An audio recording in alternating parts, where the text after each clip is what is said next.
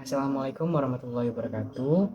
Perkenalkan, nama saya Rifandi dengan NIM C1C024120, Prodi S1 Akuntansi Angkatan 2024, Fakultas Ekonomi dan Bisnis Universitas Jambi. Yang saya hormati, Dr. Wirmi Eka Putra, SEMSI, dan Ibu Restu Hanin Anissa, SEMAK, selaku dosen pengampu pada mata kuliah Perpajakan 2. Pada kesempatan kali ini, saya akan membahas mengenai konsep dan dasar hukum pajak penghasilan.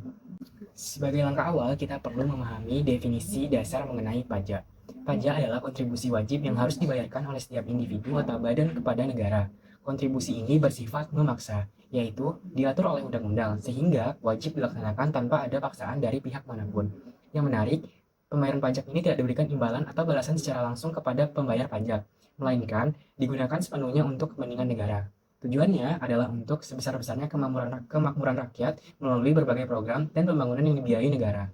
Definisi ini tercantum secara resmi dalam Undang-Undang Nomor 16 Tahun 2019 Pasal 1 Ayat 1A yang mengatur ketentuan umum dan tata cara perpajakan di Indonesia.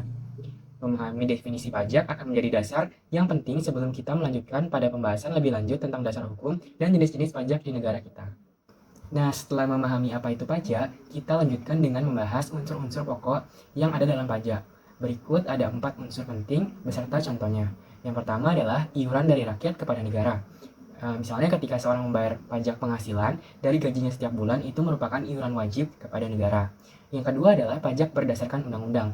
Contoh penerapannya yaitu PPh diatur dalam Undang-Undang Nomor 7 Tahun 1983 dan revisinya, sehingga pengenaan pajak tidak bisa dilakukan sewenang-wenang tanpa aturan hukum. Lalu yang ketiga, pajak dibayar tanpa jasa timbal balik langsung oleh pemerintah. Maksudnya adalah ketika membayar pajak, contohnya adalah ketika membayar pajak pertambahan nilai atau PPN atas pembelian barang, pembayar pajak tidak mendapatkan barang atau jasa tambahan sebagai ganti uang pajak tersebut. Lalu yang terakhir, hasil pajak digunakan untuk membiayai rumah tangga negara. Contohnya, ketika pembangunan infrastruktur seperti jalan raya, fasilitas kesehatan, dan pendidikan yang dibiayai oleh penerimaan pajak. Lalu setelah kita bahas gambaran umum pajak, sekarang kita masuk ke dasar hukum pajak penghasilan. Pajak penghasilan mulai berlaku sejak 1 Januari 1984 melalui Undang-Undang Nomor 7 Tahun 1983. Namun sebelum itu, aturan pajak penghasilan masih terpisah-pisah. Misalnya ada pajak perseroan tahun 1925, pajak kekayaan tahun 1932, pajak pendapatan tahun 1944, dan pajak penjualan tahun 1951. Kemudian, untuk menyesuaikan kondisi ekonomi saat ini, lahirlah Undang-Undang Nomor 7 Tahun 2021 tentang harmonisasi peraturan perpajakan. Undang-undang ini menyederhanakan dan menyesuaikan berbagai ketentuan perpajakan supaya lebih adil, efisien, relevan dengan kebutuhan nasional. Setelah memahami dasar hukum pajak, sekarang kita bahas mengenai subjek pajak, yaitu siapa-siapa saja yang dikenakan kewajiban membayar pajak.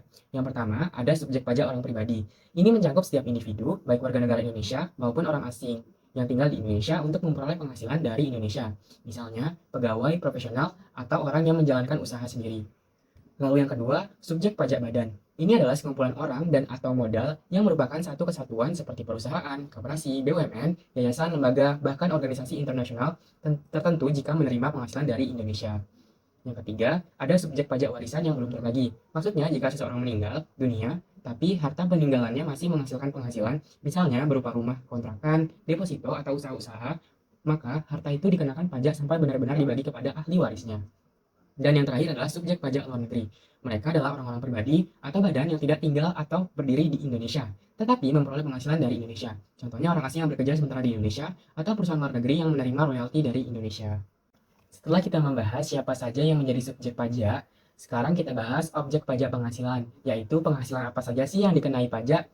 Yang termasuk objek pajak itu cukup luas, beberapa di antaranya penghasilan atau imbalan pekerjaan seperti gaji, upah, tunjangan, bonus, uang pensiun, uang pesangon, uang lembur, dan lain-lain.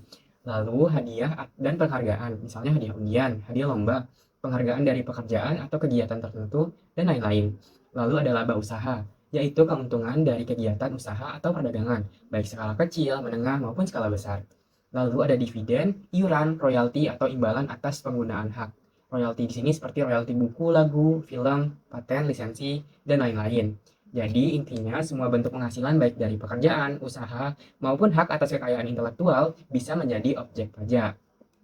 Namun, ada juga penghasilan tertentu yang tidak termasuk objek pajak. Contohnya, penghasilan dari kantor perwakilan negara asing. Lalu penghasilan pejabat diplomatik dan konsulat dari negara lain, sepanjang ada asas timbal balik. Lalu ada organisasi internasional yang diakui pemerintah Indonesia. Lalu yang terakhir, pejabat perwakilan organisasi internasional yang memang memiliki hak kekebalan pajak.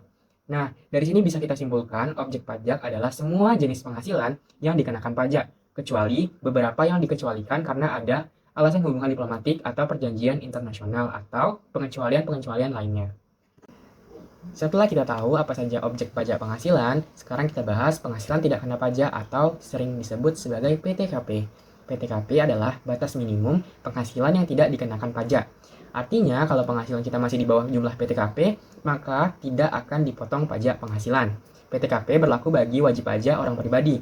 Misalnya, seorang karyawan yang penghasilannya masih di bawah batas PTKP, maka tidak ada kewajiban membayar PPh.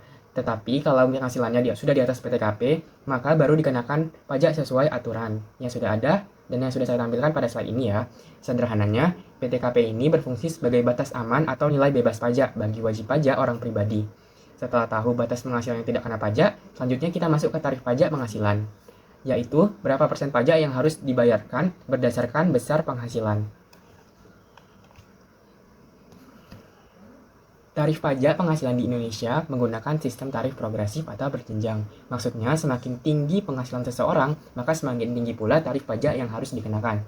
Cara kerjanya seperti ini. Penghasilan kita dibagi ke dalam beberapa lapisan atau bracket. Setiap lapisan memiliki tarif pajak yang berbeda-beda. Dan tarifnya akan semakin tinggi sesuai dengan besarnya penghasilan. Jadi, orang dengan penghasilan rendah membayar pajak lebih kecil. Sementara orang yang berpenghasilan lebih tinggi membayar pajak lebih besar. Kalau kita lihat perbandingan antara Undang-Undang PPh Nomor 36 Tahun 2008 dengan Undang-Undang HPP Nomor 7 Tahun 2021, ada sedikit perubahan. Yaitu pada lapisan pertama yang dulu 0 sampai 50 juta dikenakan tarif 5%, sekarang dinaikkan menjadi 0 sampai 60 juta. Lalu ditambah lapisan baru di atas 5 miliar dengan tarif 35%. Dengan sistem ini, pemerintah berusaha menciptakan keadilan yang berpenghasilan lebih tinggi ikut berkontribusi lebih besar melalui pembayaran pajak.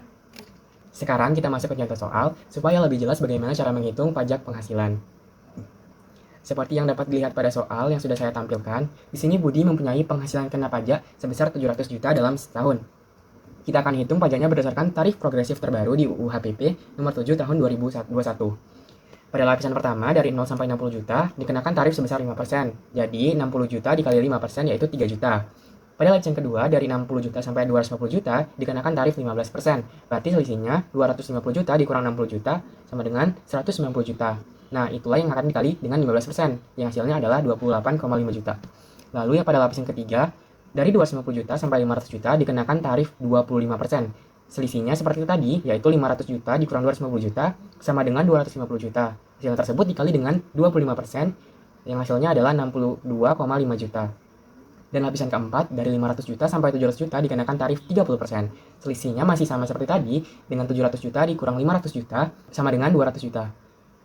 Pada lapisan keempat, dari 500 juta sampai 700 juta dikenakan tarif sebesar 30%. Selisihnya, 700 juta dikurang 500 juta sama dengan 200 juta, lalu dikali dengan 30%, yang hasilnya adalah 60 juta. Kalau semua lapisan kita jumlahkan, yaitu 3 juta ditambah 28,5 juta, ditambah 62,5 juta, dan ditambah dengan 60 juta adalah 154 juta. Jadi total pajak yang harus dibayarkan Budi dalam setahun adalah 154 juta. Nah, kesimpulannya sistem progresif ini membuat setiap lapisan penghasilan dihitung dengan tarif yang berbeda-beda, bukan langsung seluruh penghasilan dikenai tarif tertinggi.